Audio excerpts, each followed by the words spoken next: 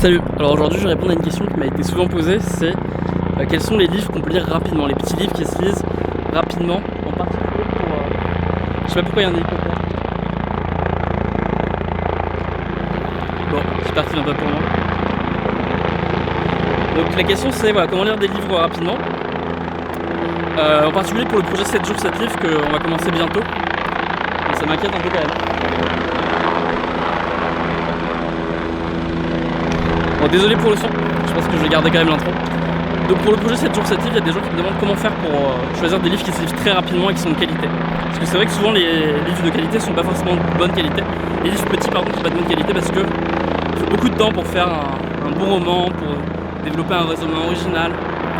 Mais il y a quand même des petits livres qui sont de qualité. Et je vais essayer d'en conseiller quelques-uns aujourd'hui là dans cette vidéo. Je commence très mal, désolé. Et donc voilà, j'en profite aussi pour rappeler un peu l'intérêt des projets 7 jours 7 livres et de l'intérêt de la lecture rapide de manière générale. Il y a beaucoup de gens qui critiquent ça en disant « Ah mais ça sert à rien parce qu'on retient pas l'information ». Bon, les gens qui disent ça, je veux dire, c'est pas possible que vous aimez lire, c'est pas possible que vous avez déjà apprécié de lire un livre. Le but principal de la lecture, c'est pas du tout de retenir de l'information. Le but principal de la lecture, c'est déjà de se sentir bien, de ressentir des émotions, de vivre un truc avec l'auteur, peut-être d'avoir des images, des intuitions voilà, liées à la lecture en soi, au moment où on lit, premièrement. Et deuxièmement, le but d'avoir des informations, d'apprendre des choses dans un livre, c'est pas juste d'apprendre des choses et de les ressortir ensuite et de dire ah tiens je connais cet auteur et de citer plein de gens. Le but de la lecture c'est de prendre des bonnes décisions. C'est t'as un problème, t'as un auteur qui a déjà eu ce problème, qui en parle et qui l'a résolu, et ben tu lis un livre sur le sujet et voilà. Et tu prends une bonne décision. Et donc si tu t'en rappelles pas dans 10 mois de ce que tu as lu, c'est pas grave si tu prends une décision dans la semaine pour prendre une bonne décision et pour être un peu plus éclairé dans tes choix de tous les jours. Donc ça c'est la première chose à savoir sur la lecture rapide. Le but c'est de vivre quelque chose d'intense et aussi d'être un peu plus apte à prendre des bonnes décisions sur le moment et pas de devenir une bibliothèque, pas de devenir une encyclopédie pour les 10 ans à venir. Ça n'a pas d'intérêt ça. Évidemment qu'on oublie les livres qu'on lit, surtout quand on y lit beaucoup, mais c'est pas le problème. Ce qui est intéressant, c'est que ça te change, ça change ton état d'esprit, ça change ton intuition, et voilà, ça te marque d'une manière dont tu n'es même pas forcément conscient. Ce qui est important, c'est pas tellement ce dont tu es conscient et de ce dont tu te rappelles consciemment. Voilà, la première chose, c'est ça. Donc maintenant, il y a un truc, c'est vrai que moi, quand j'ai voulu me remettre à la lecture, j'avais un peu de mal avec les gros livres, et effectivement, un truc qui m'a bien motivé, c'est de commencer par des tout petits livres, parce que quand tu lis un petit livre, déjà t'es sûr d'aller jusqu'au bout, de pas abandonner au bout de 20 pages si on a 70. Et en plus, quand tu vas jusqu'au bout, t'as une satisfaction, t'as l'impression d'avoir réussi quelque chose. Et je sais pas si vous voyez la montagne, je vais vous faire un petit cadre joli. Et donc t'as l'impression d'avoir réussi quelque chose et du coup t'es motivé à continuer à lire. Et du coup c'est cool. Et après tu peux lire des livres de plus en plus gros. Enfin en tout cas moi c'est comme ça que j'avais fait.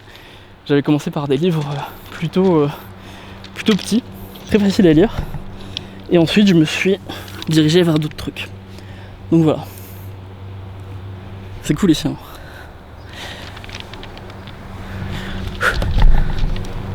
Ok. Donc je vais vous donner la liste des livres maintenant. La liste des livres à lire en 2 heures ou moins. Je vais commencer par des romans. Je vais pas en dire trop parce qu'il faut pas que je vous gâche le plaisir non plus. Y a un auteur que j'aime bien qui a écrit des romans vraiment de qualité, très petits, très courts et psychologiques. Tu rentres vraiment, tu te mets à la place des personnages. C'est Stefan Zweig. Alors je vous conseille 24 heures dans la vie d'une femme. Court, intense, on rentre dedans, on n'avait pas besoin de plus de pages. Il me semble que La confusion des sentiments aussi est un livre assez court et dans lequel on rentre très facilement. Voilà, regardez, je suis pas sûr de la taille mais il me semble que je l'ai lu assez rapidement. Et en plus comme c'est prenant psychologiquement, t'es motivé à le lire et à aller jusqu'au bout, à aller au bout de l'intrigue. Et voilà, c'est pareil pour tous ces livres, il y a juste Amok qui me semble un peu gros.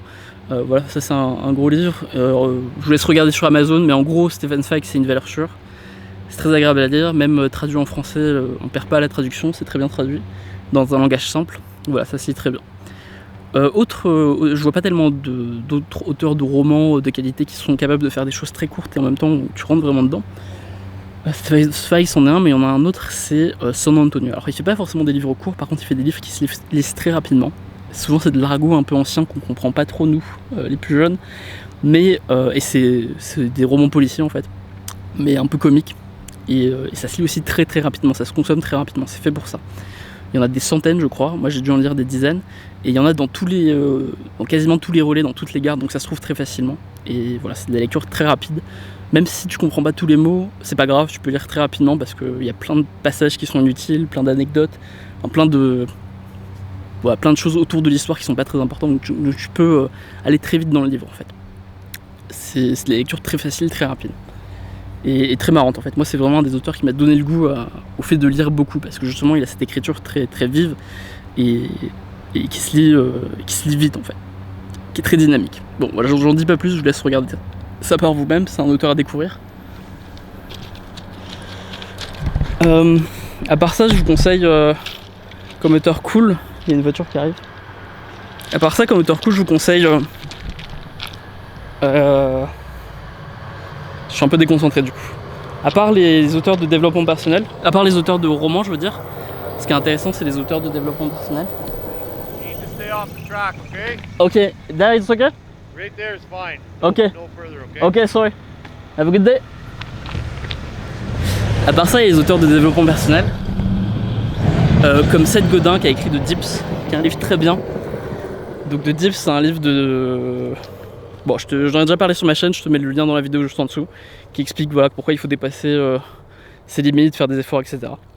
À part ça, de Seth Godin, il y a Tribe, qui est aussi un livre très très cool, que moi j'apprécie, qui se lit vraiment très rapidement. Tu vas pas apprendre non plus des choses de fou parce que c'est quand même un petit livre, mais qui est très utile si tu veux créer une communauté. Et je sais qu'il y a des gens qui sont intéressés par ça.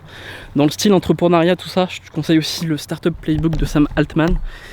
Donc ça, c'est pas un livre physique, c'est un e-book. Enfin, c'est même pas un e-book, c'est un site internet. Mais bon, tu peux l'imprimer si tu veux pas lire sur ordi. Ça se lit même sur ton portable, c'est vraiment rapide à lire. Et c'est vraiment très bien, c'est vraiment les bases de l'entrepreneuriat quoi. À part ça, donc je te laisse regarder ça sur le site, hein, et j'en ai fait une vidéo aussi, je mettrai le lien de la vidéo. À part ça, dans le style plus philosophique, je conseille les livres de... quel livre je conseillerais? Ah oui, Sénèque, de la brièveté de la vie, qui se lit assez rapidement, qui est bref, comme le titre peut le laisser penser. Le lit de Procuste aussi, donc Sénèque, c'est le stoïcisme, j'en ai parlé aussi, j'ai fait une vidéo, je mettrai le lien, c'est la vidéo sur la mort. Je sais que vous êtes beaucoup à l'avoir apprécié. Sinon, à part ça, il y a les livres de Nassim Taleb qui sont très gros en général, mais il y en a un qui est petit qui s'appelle Le lit de Procuste, qui peut être une bonne introduction pour les gens curieux qui veulent commencer à s'intéresser à cet auteur. Et voilà, c'est à peu près tout en philosophie. Ah oui, au niveau de la nourriture, de l'alimentation, je conseille Food Rules de Michael Pollan, qui est aussi très court, très rapide à lire, qui se lit vraiment en même pas une demi-heure, et qui donne vraiment les bases de l'alimentation. Il faut bien lire l'introduction aussi. Et voilà, ça va vous apprendre plein de choses. Je pense que c'est tout pour aujourd'hui. Si toi tu as d'autres idées de petits livres à lire, mets-les en commentaire. Et si tu veux participer à l'événement, c'est sur Facebook, il y a un événement sur Facebook, tu peux t'inscrire. Et à part ça, c'est tout. C'est tout. Bonne journée.